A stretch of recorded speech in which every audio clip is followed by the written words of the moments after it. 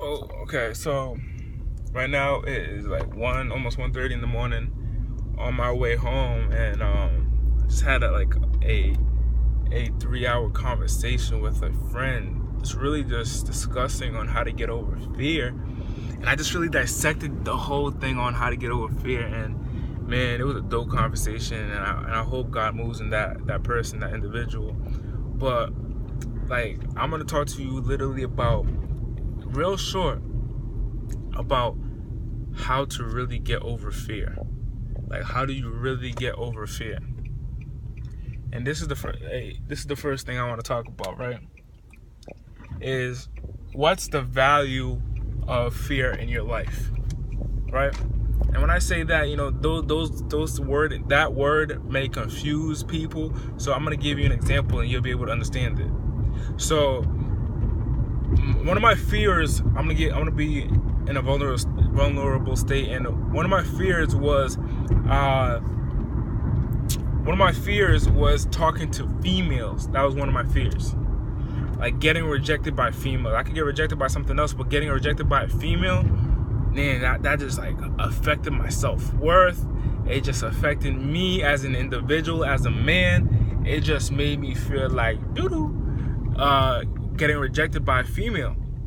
So how did I get over that rejection? And like, I could pretty much talk to any girl now. A lot of girls don't really get my attention or keep me intrigued, and which is why there's no reason for me to talk to them. But I feel comfortable going to talk to a girl right now, and I put myself in positions where I'd go talk to a random female, start a conversation with her, get her number, and if I'm interested, I'll move forward. But let me tell you how I got to that point.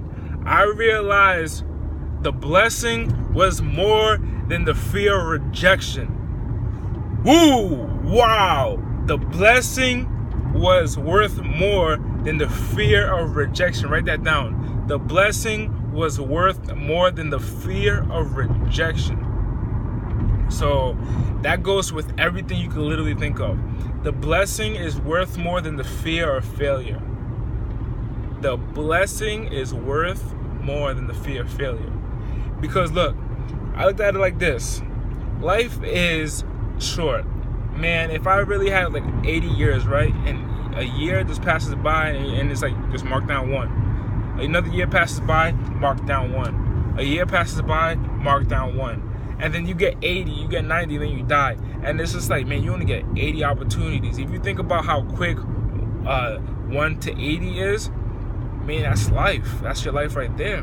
So I didn't want to put myself in a position where if I'm 80 years old, I want to start off a conversation with a young person and start saying like, man, I wish when I was younger, I did this. And I want to do everything. I want to, exhaust all my blessings that God has for me. So something like this, right? I go talk to a girl, right? She rejects me. She's like, no, you're ugly. I say, okay, now I know she thinks I'm ugly.